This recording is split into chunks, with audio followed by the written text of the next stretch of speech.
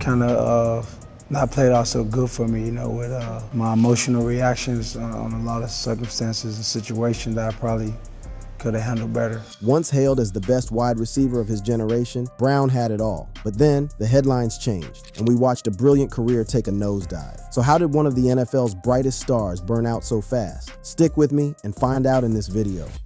The rise and fall. When we talk about controversial figures in the NFL, few names echo with the same mixture of brilliance and bewilderment as Antonio Brown. He was once seen as one of the best wide receivers in the game, but Brown's journey from football prodigy to troubled outcast still grabs attention from fans and outsiders alike. Antonio Tavares Brown Sr. was born in Miami, Florida, to Eddie Brown and Adrienne Moss. His father, known as Touchdown Eddie Brown, wasn't just any dad. He was a legend in the Arena Football League, even being named the league's greatest player in 2006. With football in his blood, one might assume Antonio's path to gridiron glory was paved with privilege and opportunity. The reality, however, couldn't have been further from this assumption. Brown's childhood took a difficult turn when his parents divorced during his formative years. By the age of 16, Antonio found himself kicked out of his home, facing the harsh reality of homelessness. For 6 arduous months, he bounced between friends' couches, his car, and cheap motels, a period of profound instability that would inevitably shape his perspective on life, trust, and security. Despite these early hardships, or perhaps because of them, Brown developed a fierce determination and work ethic that would eventually propel him into the national spotlight. He attended Miami Norland High School, where he earned North Athlete of the Year in 2005, showcasing his extraordinary athletic talents. His journey to professional football wasn't without its academic hurdles, however. Brown's collegiate path was complicated, including a missed opportunity at Florida State University due to academic challenges, followed by prep classes at North Carolina Tech and an eventual enrollment at Central Michigan University, where his football career would begin to truly flourish. The Pittsburgh Steelers selected Brown in the 6th round of the 2010 NFL Draft, a late-round pick that would eventually prove to be one of the greatest steals in draft history. For 9 seasons with the Steelers, Brown established himself as an elite wide receiver, earning 7 Pro Bowl selections and 4 first-team All-Pro honors. His remarkable consistency, route-running precision, and after-the-catch abilities made him one of the most dominant offensive weapons in the league. But beneath the surface of this professional success, signs of trouble were already brewing. In 2016, Brown's controversial decision to livestream coach Mike Tomlin's post-game speech on Facebook Live, a private team moment that exposed Tomlin calling the New England Patriots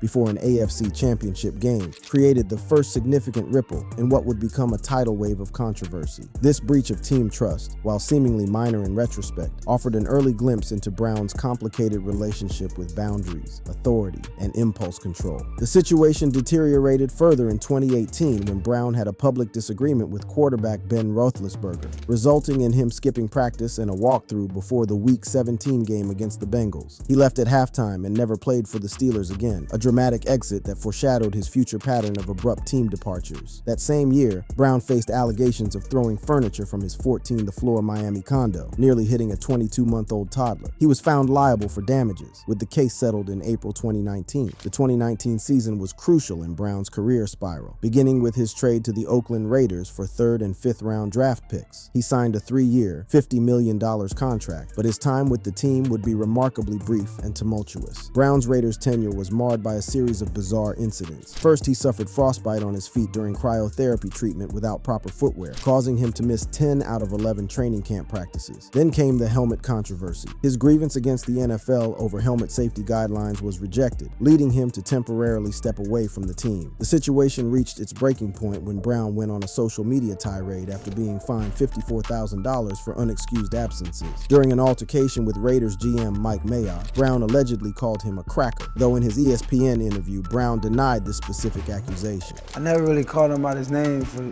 to clear the record. I know there's a lot of reports, but, he'll tell you, he'll clear the air. The Raiders released Brown on September 7, 2019, before he had played a single regular season game for the team. Remarkably, within hours of his release, he signed with the New England Patriots on a 1-year, $15 million deal, a development that raised eyebrows across the league and fueled speculation about whether his Raiders drama had been orchestrated to secure a move to the perennial Super Bowl contenders. But Brown's Patriots tenure would prove even shorter. Just days after signing, Brittany Taylor, his former trainer, filed a federal civil lawsuit lawsuit alleging sexual assault on 3 occasions, multiple instances in 2017 and an alleged rape in 2018. In his ESPN interview, when directly asked about these allegations, Brown was notably evasive. No, we can't really speak on it from that term, but no, that's not who I am or what I stand for. Before the dust had settled on these allegations, a second woman came forward accusing Brown of sexual harassment, and Sports Illustrated published a detailed piece highlighting another assault incident and Brown's history of not paying money he owed. When Brown subsequently sent threatening messages to one of his accusers, the Patriots had seen enough. They released him on September 20th, 2019, after he had played just 1 game for the team.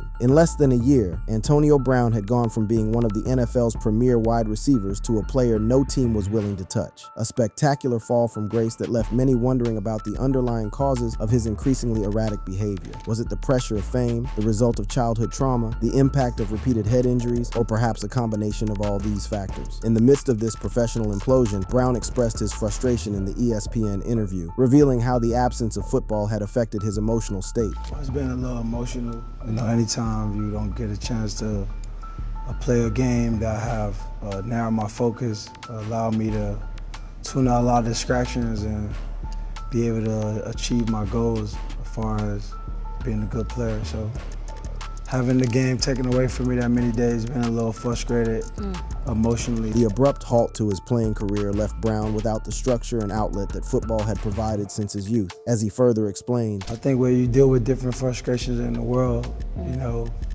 you could go out on the football field and get away from it, with practice, with games. In those 60 minutes, you kind of just narrow out your focus to be the best in that moment, and nothing really matters outside of it. This period away from football seemed to exacerbate rather than solve Brown's problems, as he struggled to find a healthy outlet for his emotions and a positive direction for his considerable energy and ambition. Without the game that had structured his life since childhood, Brown appeared increasingly unmoored, a trend that would continue as his legal troubles mounted and his behavior became increasingly concerning to former teammates, fans, and even those who had once staunchly defended him. Let's look at how his legal issues continued to multiply, his brief return to the NFL with the Tampa Bay Buccaneers, and the infamous mid-game exit that may have permanently ended his professional football career.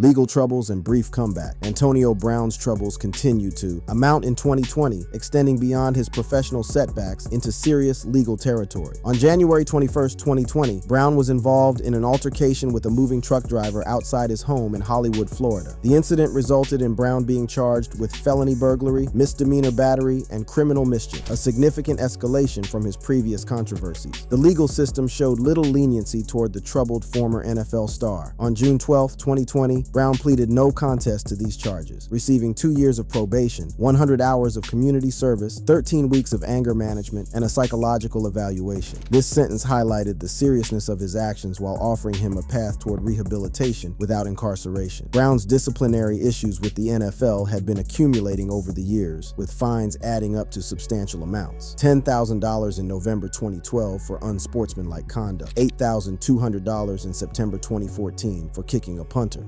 $11,576 in December 2015 for excessive celebration, multiple fines in 2016 for uniform violations and inappropriate celebrations, and the substantial $54,000 and $215,000 fines in September 2019 related to his Raiders tenure. On July 31st, 2020, the NFL suspended Brown for the first 8 weeks of the 2020 season for violations of the league's personal conduct policy, a decision that seemed to reflect the NFL's growing concern about his pattern of behavior. Despite these legal and professional setbacks, Brown received an unexpected opportunity for redemption when the Tampa Bay Buccaneers, led by quarterback Tom Brady, signed him on October 27, 2020. This signing reunited Brown with Brady, with whom he had briefly played during his short stint with the New England Patriots. Brady, one of the most respected figures in the NFL, appeared to have advocated for Brown's addition to the team, offering him a chance at redemption that few thought possible given his recent history. Brown made his debut with the Buccaneers in Week 9 and contributed to the team's successful Super Bowl run, culminating in their victory in Super Bowl 55 in February 2021. This championship seemed to represent a potential turning point in Brown's career, proof that with the right support system and environment, he could channel his undeniable talents productively and rebuild his reputation in the league. However, even during this period of apparent professional resurgence, Brown's off-field issues continued. On November 18, 2020, Hollywood police determined they had probable cause to charge him with misdemeanor criminal mischief for destroying a surveillance camera and throwing a bicycle at a security guard. While no charges were ultimately filed, the incident was reviewed by the NFL and served as yet another red flag regarding Brown's behavior. In April 2021, Brown re-signed with the Buccaneers for the 2021 season on a one-year, $3.1 million contract with incentives, a show of faith from the organization that had given him a chance when most others wouldn't. However, this faith would be tested yet again when, on December 2nd, 2021, Brown was suspended for 3 games for misrepresenting his COVID-19 vaccination status by using a fake vaccination card, a concerning ethical breach that raised questions about his judgment and honesty. Brown's controversial NFL career would come to a dramatic and bizarre conclusion on January 2nd, 2022, when he removed his jersey, pads, and shirt and left the field mid-game during the third quarter of a matchup against the New York Jets. This unprecedented exit, which occurred while his team was still playing, shocked viewers and teammates alike. When later asked about this incident, Brown offered this explanation. I'm on the sideline like 7 to 8 plays. Coach like,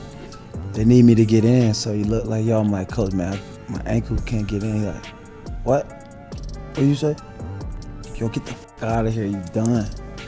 But more in an aggressive tone. And at that point, I'm like, bro, I was out here hurt playing, and like, I'm done, get out of here. He also said the fans might have contributed to his behavior that day. So at that time, it's like, man, I don't even want to wear your uniform, your logos.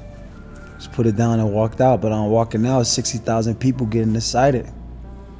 So I got too sexy for my shirt. Brown accused Coach Bruce Arians of forcing him to play on an injured ankle, while the team disputed this account. The Buccaneers officially released Brown on January 6, 2022, an ending that seemed inevitable given the public nature of his exit and the accumulation of issues during his time with the team. In the wake of this incident, Brown claimed in an ESPN interview that he might have CTE, chronic traumatic encephalopathy, a degenerative brain condition caused by repeated head injuries that has been found in many former NFL players. However, when directly questioned about this possibility, Brown appeared to dismiss the concern. Nah, if I had CTE, I wouldn't be able to have this beautiful gym. I wouldn't be able to be creative. I wouldn't be able to, communicate and Well, you might have the early, there's early stages, AB, just to be clear. I ain't Aaron Hernandez. Like, I'm perfectly fine, Okay. I ain't take that many big hits. I had one big hit in like 10 years. Interestingly, Brown's stance on CTE seemed to shift over time. In a later interview with Joe Rogan, he presented a more nuanced view, acknowledging the serious impact of head trauma in football. The reality of head trauma is something that we're like, as a society, we're just embracing over the last 10, 20 years. Yeah. Like, it wasn't for that concussion movie. I think that opened up a lot of people's eyes. That Will Smith movie. Yes. And the story, that doctor, of him finding how many people have like significant brain trauma from football. Yeah. In this same interview, Brown suggested that his CTSPN comments, which had been interpreted as jokes about CTE, were actually meant to raise awareness. So for me, I try to use it because this is a serious standpoint. A lot of ex-players and players has been diagnosed and, passed away from CTE. So for me, on a serious point of, bringing record awareness and bringing, a reality standpoint of what athletes and people fighting or anyone in their daily lives facing from head trauma. Brown's evolving perspective on CTE reflects the broader conversation happening in football about the long-term neurological impacts of the sport. While CTE can only be definitively diagnosed posthumously, the symptoms, including impulsivity, aggression, and poor decision-making, align with some of Brown's behavioral patterns, leading many to speculate about a potential connection. Post-NFL, Brown's legal and personal issues continued to mount. On May 14th, 2022, he allegedly exposed himself at the Armani Hotel in Dubai, an incident that was reported on October 1st, 2022. On November 28th, 2022, he faced a domestic violence arrest warrant for allegedly throwing a shoe at his ex-fiancée, with Tampa police attempting service on December 1st. Child support issues emerged prominently in 2023. An arrest warrant was issued on April 14th for failing to pay child support, which was resolved after Brown paid over $30,000. Another warrant followed in August for $15,000 in missed payments, and Brown was eventually arrested on October 15, 2023, by the Broward County Sheriff's Office, only to be released on a $15,000 bond. Brown's post-NFL career attempts included ventures into business and entertainment. He became president of Kanye West's Donda Sports in February 2022 and co-owned the Albany Empire, a National Arena League team. However, his ownership of the Albany Empire proved as tumultuous as his NFL career, with Brown firing multiple coaches, missing payments, and eventually seeing the team dumped from the AFL for refusing to pay franchise fees. On June 3rd, 2023, he was asked to leave a Holiday Inn Express in Albany, New York for loud music and marijuana smoking, though no charges were filed. Brown also ventured into music, releasing tracks under the initials AB, including Whole Lotta Money in January 2020 and Pit Not the Palace in January 2022, the latter following his dramatic exit from the Buccaneers game. These musical endeavors, while offering Brown a creative outlet, did little to stabilize his increasingly chaotic life circumstances. His financial situation deteriorated significantly over this period.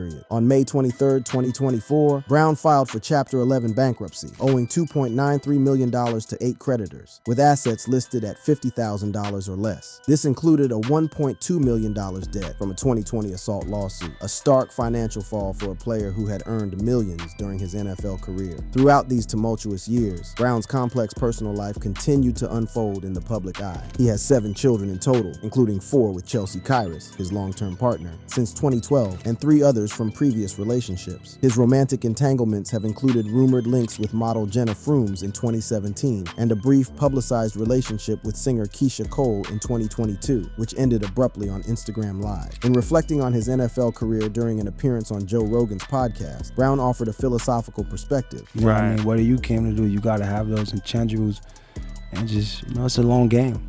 Yeah. Life is a long Life is a long game, so Yeah. Football's a chapter, life's a Yes. long game. And You it could gotta be the know most that. fun chapter of your whole life. Exactly. This sentiment that football is merely a chapter in the longer game of life takes on a particularly poignant quality when considering the dramatic arc of Brown's career. For a player whose identity had been so thoroughly intertwined with football since childhood, the abrupt end to his professional career created a void that he has struggled to fill constructively. Mental health struggles. In one particularly poignant video, another NFL player, A.J. Brown, shares his battle with depression and suicidal thoughts. That was a dark time in my life. Didn't nobody really know. But I posted it because I wanted to encourage others to seek help whenever they are down. This player's candid discussion of depression highlights a reality many athletes face: the difficulty in acknowledging and addressing mental health challenges in a culture that often prizes toughness and resilience above emotional vulnerability. While Brown himself hasn't made such explicit statements about depression, he has acknowledged emotional struggles during his time away from football. In his ESPN interview, when asked about how being away from the NFL had impacted him personally, Brown responded, I just think you get so involved with football, so emotionally attached. So not being able to play, have me a little bit agitated, a little bit aggressive. When pressed further about what he meant by agitated, Brown elaborated, Kind of not played out so good for me, with my emotional reactions on a lot of circumstances and situations that I probably could have handled better. This acknowledgement of emotional dysregulation suggests an understanding, at least on some level, that his behaviors have been problematic. However, Brown has consistently resisted deeper exploration of the potential psychological factors underlying his actions, often deflecting questions about his mental state or attributing his behaviors to external circumstances rather than internal struggles. When asked directly about whether he needs mental help in the ESPN interview, Brown offered this response. We all need mental help, from our friends, from the people we hang around, from the people we consult with every day. Yeah, we need mental help. I'm like an animal in a cage. Like, everyone just talk about me. I can't go out my house in the private. Everything I do is in the face of people, is the face of someone talking, someone making an assumption about me. This answer, equating mental health support with normal social interaction rather than acknowledging the potential need for professional intervention, reflects a common resistance to formal mental health treatment. Brown later mentioned that he was seeing a lot of therapists, but qualified this statement by saying it wasn't for no one record or for no negativity, suggesting a continued ambivalence about publicly acknowledging formal mental health treatment. The question of whether Brown's behavior could be related to CTE remains a significant point of speculation. As previously mentioned, Brown claimed in August 2023 that CTE might explain his behavior, a claim he had previously denied. The possibility cannot be dismissed entirely. CTE, which can only be definitively diagnosed post-mortem, has been linked to symptoms including impulsivity, poor judgment, aggression, and emotional volatility, all of which align with some of Brown's behavioral patterns. The challenges Brown has faced are not unique among NFL players. Several other high-profile athletes have experienced similarly complicated personal lives, marked by legal issues issues, team disputes, and public controversies. Players like Terrell Owens, Randy Moss, Chad Johnson, Adam Pac-Man Jones, and Ben Roethlisberger all exhibited patterns that parallel aspects of Brown's story. Terrell Owens, like Brown, had numerous team disputes, including conflicts with quarterbacks and coaches, and his career was marked by controversial behavior that often overshadowed his exceptional on-field talents. Randy Moss experienced team conflicts, including a public falling out with Minnesota Vikings coach Dennis Green, and incidents like mooning fans during a game that echo Brown's penchant for controversial public displays. Chad Johnson's eccentric behavior and publicized team disputes also mirror elements of Brown's career trajectory. Perhaps most similar to Brown's case is that of Adam Pac-Man Jones, who faced numerous legal issues and team conflicts that significantly impacted his professional standing. The parallels between these cases suggest a pattern among some elite athletes, a combination of exceptional talent, intense pressure, and perhaps underlying psychological or neurological factors that contribute to a cycle of controversy and conflict. What distinguishes Brown's case is the dramatic escalation and persistence of his problematic behaviors, particularly after leaving the structured environment of the NFL. Without the routine, purpose, and accountability provided by professional football, Brown's life appears to have become increasingly chaotic, raising important questions about the support systems available to athletes transitioning out of professional sports. The NFL's response to Brown's situation has been a subject of criticism and debate. In his ESPN interview, when asked whether the NFL had provided him any help during his time away from the league, Brown stated, Nah, when you're at the NFL, you're not their property. They don't really help you. So I was pleased to hear that after 140 days that there was some positivity about me, because as in late, I just been the cancer of the NFL, the problem child, the guy who gets in trouble.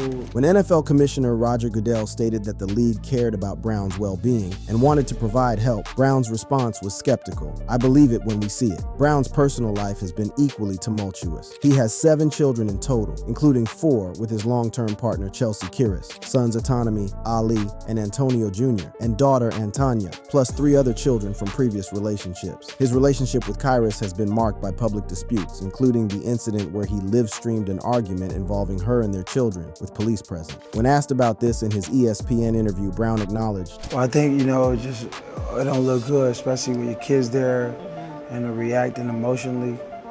And sad that it had to be online, the whole world to see it. The impact of Brown's behavior on his children remains a concerning aspect of his story. When asked how his children have reacted to his public controversies, Brown deflected, suggesting they were too young to fully comprehend the situation. Kids young, they don't really see all the stuff of the grown folks or everyone else sees. They just loving kids. They don't know what's going on in that moment. They just, and at a point of like a misunderstanding. They only see love, so they don't see hate or jealousy or negativity. However, the public nature of Brown's controversies raises legitimate concerns about the potential long-term impact on his children's well-being and their perception of their father. Brown's on-field accomplishments are remarkable: 7 Pro Bowl selections, 4 first-team All-Pro honors, and a Super Bowl championship with the Buccaneers. He led the NFL in receptions and receiving yards multiple times and established himself as one of the most dominant receivers of his generation. At his peak, Brown's route-running precision, hands, and after-the-catch abilities made him nearly unstoppable, a player who could legitimately claim a place among the greatest wide receivers in NFL history. Yet for all these achievements, Brown's legacy now seems inextricably tied to his off-field troubles. The question of how to contextualize his story remains complex. Is Antonio Brown a story of talent squandered through poor judgment, a victim of a system that exploits athletes' bodies without adequate concern for their mental health, a case study in the potential neurological impacts of football, or perhaps all of these simultaneously? Complicating this assessment is the role of race and cultural background in shaping perceptions of Brown's behavior. As a black athlete from a disadvantaged background, Brown has faced scrutiny that is arguably influenced by racial stereotypes and assumptions. Later in the same interview, when discussing his emotional reactions, Brown further contextualized his behavior by referencing his background. But what do you do with a guy who's been playing ball since 6? I'm from Liberty City. I grew up in adverse areas. Not only me playing football changed my life and made my life better, but you know, I still come from these adverse areas. Brown's childhood experiences of poverty and homelessness undoubtedly influenced his perspective and coping strategies. Growing up in an environment where survival often depends on toughness and emotional self-containment can make it particularly difficult to acknowledge vulnerability or seek help for mental health challenges. In the ESPN interview, when asked if there were things from his childhood that contributed to his current struggles, Brown was evasive but acknowledged the impact of his past. I mean, I think at a later point, you know, hopefully I can share those things. Absolutely.